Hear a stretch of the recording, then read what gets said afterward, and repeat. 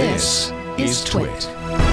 We spent a lot of time on Sunday on TWiT, on This Week in Tech. We had, I kind of rejiggered the panel because I want to make sure we had at least one woman. We called and got Katie Benner, who wrote the New York Times article about harassment in Silicon Valley. Really blew the lid off of it. It all started, and credit to Reed Albergati over at The Information, who broke the story of Justin Caldbeck. And Caldbeck, of course, a venture capitalist who was accused by at least 6 women of using his position of power to sexually harass women who were women entrepreneurs who were trying to get funding. I mean, that is as bad as you can get. And then Katie Benner, in her article for the New York Times, furthered the story by talking about Chris Sacca, another very well-known venture capitalist, Dave McClure of another very famous, and Mark Cantor, a very famous entrepreneur, all 3 of whom apparently did something similar. In fact, Dave McClure, in Medium, shortly after the New York Times article, wrote a mea culpa, a confessional piece, in which he said, I'm a jerk. You got me. And it stepped down from his position. Chris Sacca has, I'm a creep, I'm sorry, was the name of that story. Chris Sacca has continued to kind of deny the allegations, as has Mark Cantor. But nevertheless, these are well-known people in Silicon Valley. Not so much Justin, but these two, very Mark Cantor's was much worse. You know, he said that, well, I acted like a jerk to get rid of her. Yeah, he really denied it. That was really... That was awful. Yeah. So, I mean, it's clear that at least some of these allegations are founded in fact. I mean, both Caldbeck and McClure have left their positions, and in fact, the Caldbeck's fund has been dissolved. Oh, really? Yeah. Yeah. McClure apparently had decided to quit earlier, but as it turns out, now there's still a lot, by the way, there's still a lot of conversation about all this in Silicon Valley and elsewhere. He apparently, they knew about this and they didn't maybe act on it as quickly as they should. Christine Tsai, who is his partner and now runs the fund, 500 Startups, says, I didn't know, but he'd said he was going to step down earlier this year anyway, and now, anyway, there's a lot more to this story, and we don't need to go into the deets of these specific story, as I'm much more interested, and I know, Stacey, you wanted to talk about this, in the culture. I have to say, though, the conversation is really important, and I have to say that as we've started talking about this, I've heard from everybody I know, oh yeah, I've been harassed, and not just in the tech business, but every woman has been harassed at least once, if not many times. But how much worse is the tech business? That's a good question. Yeah, that's. I don't think it is. Okay, well, whoa. Okay. I would say I've worked in finance. So I worked when I was very young. My first job was bond traders and working at the bond buyer. That's a bunch of bros. It's a bunch of bros. It's a very big swinging you-know-whats. Yeah. I'm like, yeah, there's harassment there. Then I worked actually here in Austin, where I dealt with a lot of the real estate guys, and they were at the time, I guess you could get porn on your smartphones. And I vividly remember sitting at a table, like at a gala with some real estate guys, and they were like showing me the porn on their smartphone. And I'm a 23-year-old kid. Yeah, isn't that sweet? I'm like, ew. My wife worked in the construction industry. Similar. Oh, yeah. Similar. Yeah. Very few women and a very macho culture.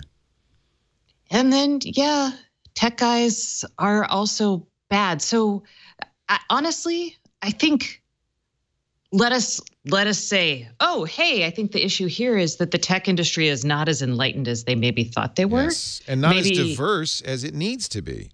Well, we've known that forever. I mean, I was kind of getting to that from an economic diversity when I was asking about internships in journalism being paid, for example. That's a different kind of diversity. We're not talking about that here. But, I mean, these are conversations everyone should be having across the board, both economic, racial, gender. All of that needs to be, if we want to fix where we are, right? So those are the big macro kind of questions. But boys will be boys.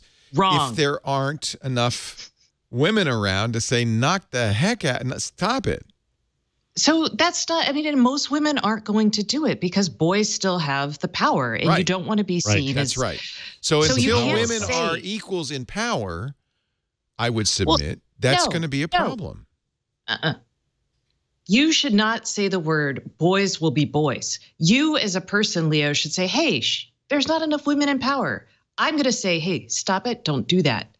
And I've worked for some real jerks, and I've worked for people who are amazing. And I'll call out Ohm for being really amazing because right. He set a great culture. He did. And, I remember someone writing on the bottom of a blog post.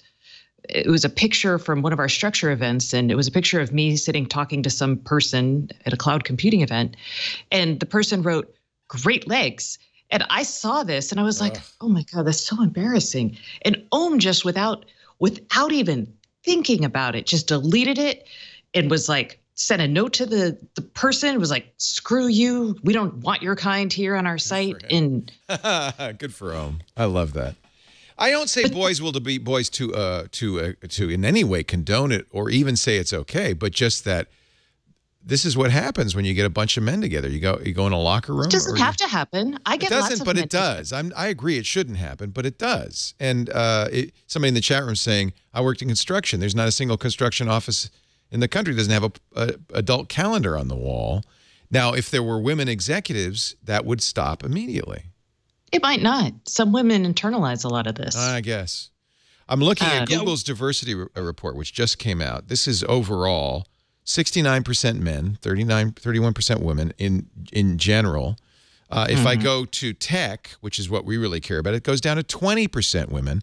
The thing I see also very shameful, 1% black, 3% Hispanic, 53% white. The next largest ethnicity is Asian, 39%. So this is Google who's apparently trying very hard to create diversity. But if you are in an environment like this, I think that's very hard on the 1 in 5 women. But Leo, yes, I think that's true.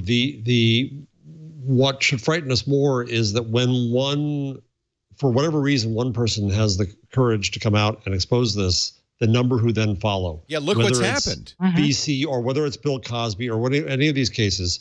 So, it's not a numbers game. I think Stacey's quite right. It's a power game no matter what. And even if the numbers are 50-50,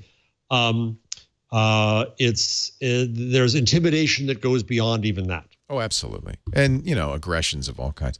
And I agree with you, Stacey. We should all be more like Ohm. And even if there aren't women in the workplace, there should be men in the workplace who say, knock it off. Exactly. And I would say, so here's my advice to guys in the workplace. It's just basic rules that I can't believe they don't know. But their mothers didn't teach them. Their mothers didn't, or their fathers. I mean, yes, sorry. Sorry, I'm like, we are not putting this all on the women. Sorry, Jeff. No, This is a hot button. But the real problem is that men. Oh, wait, Leo. Go let ahead. me please give you my rule. Okay, rule is I should never know if you want to sleep with me in a work environment, and you are dealing with a woman. That's a good rule. I like that. Any woman you're working with should never know if you want to sleep with her or not, because it's completely irrelevant to your professional relationship. Yes. Period. And if you follow that rule, you're great. That doesn't mean just not saying I want to sleep with you. No, it means all of the flirty, weird things that people do. Yeah. Ugh. But what I think that's a very good rule. And the thing I would say is that most men want to sleep with most women. So the difficulty and the reason men kind of gloss this over is, well, we're all thinking this anyway. So it really is. It's got to be at a behavioral level. You can't. I don't think you can teach men not to think that. Right. I don't care what they think. I just should never know. I love that rule.